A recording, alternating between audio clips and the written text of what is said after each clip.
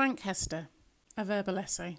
Frank Hester is a 58-year-old healthcare entrepreneur, founder, chief executive and sole shareholder of the Phoenix Partnership. He was awarded an OBE in 2015 for services to healthcare and last year made the Sunday Times Rich List with an estimated £415 million.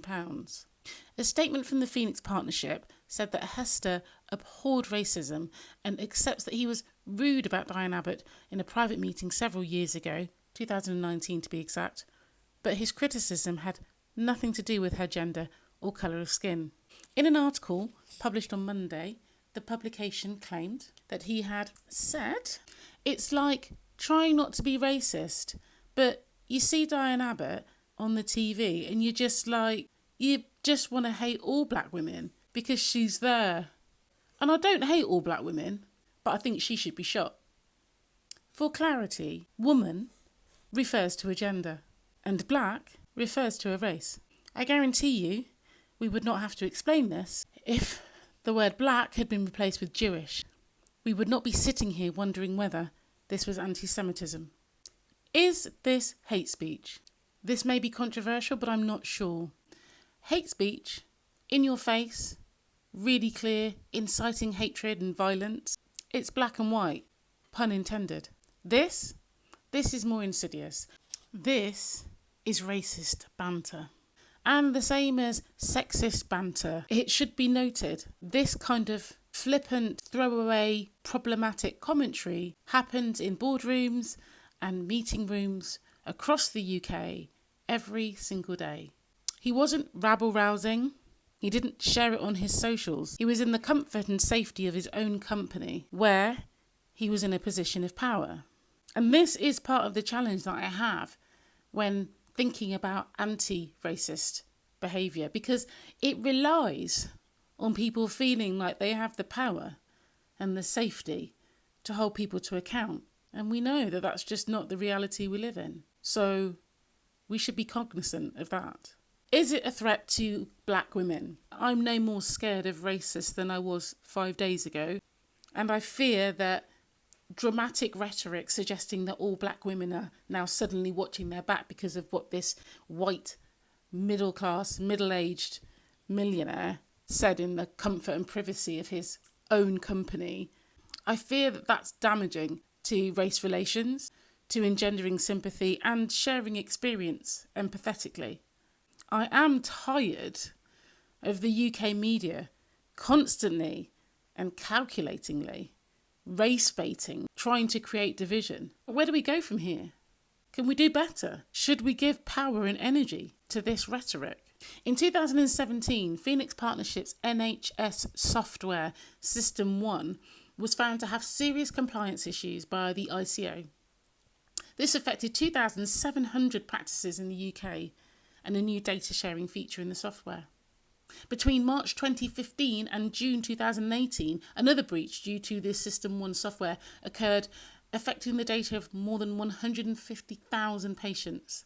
And in September 2023, The Guardian reported that contract payments totalling £137 million since April 2020 from the Department of Health and Social Care were found in payment data which had not been published on the government's official procurement website, Contract Finder. So Frank's made mistakes before, and Frank's mistakes have gone unchecked. So perhaps we need a different tack. Hester is, according to Wikipedia, the largest ever donor to the UK governing Conservative Party, having donated £10 million in the space of a year, last year to be exact. Mr Hester's donation of £10 million included a £5 million donation to Rishi Sunak that came from him personally, and another £5 million that came from his healthcare software firm in November, the Electoral Commission records show. So should he give back the donation? Well, given the absolute shambles the economy is in, can the UK government actually afford that? Clearly, we need the cash. And what really makes powerful people change? Surely, we should hit them where it hurts.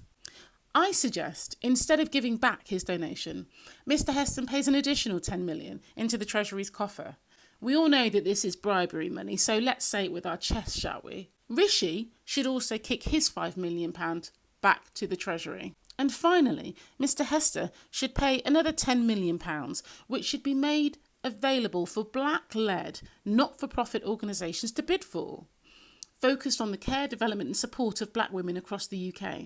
This money should be apportioned out by an independent panel on which Diane Abbott should have a seat and a voice, which is more than she was afforded this week at Prime Minister's Questions. The protestations. He's not racist. He does business in Jamaica. It's giving, I'm not racist, I've got black friends. It's giving, I don't see colour. It's giving, I don't understand or believe in systemic racism. According to Frank's company, The Guardian is right when it quotes Frank saying he abhors racism, not least because he experienced it as the child of Irish immigrants in the 70s. Let us be clear. Prejudice is not the same as racism. Both are abhorrent, but to try to compare racial bias and hatred with prejudice pertaining to those with proximity to whiteness is ridiculous. According to the UK government, the Prime Minister is clear that there is no place for racism in public life. And as the first British Asian Prime Minister leading one of the most ethnically diverse cabinets in our history, the UK is living proof of that fact. Can someone please remind Rishi that he wasn't elected? And not only does that mean he wasn't chosen, neither was his cabinet. The poor management and handling of the situation points to gaping holes in terms of true understanding of systemic institutional racism. Perhaps it's ignorance, perhaps it's intentional. However, let's not think about the why, let's think about the how. I would suggest that all parties involved, including but not limited to Frank Hester, Rishi Sunak, Lindsay Hoyle and Keir Starmer, require urgent racial diversity and sensitivity training. And the apology that Rishi has accepted? How can anyone, except for the offended party, Diane Abbott, accept an apology? Make it make sense. Ultimately, the system, which Diane Abbott is an active member of, does exactly what it's supposed to do. It's not broken.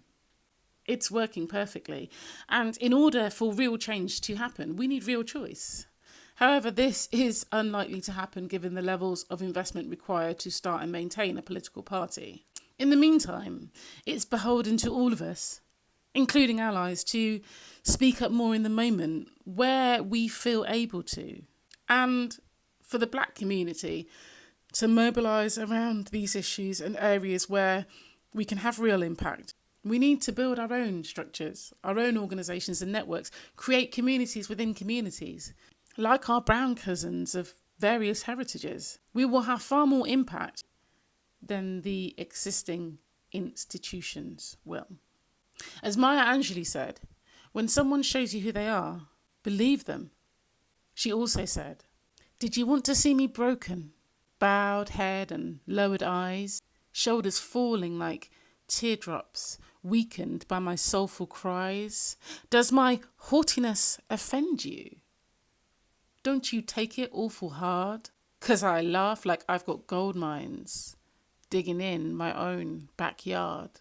You may shoot me with your words.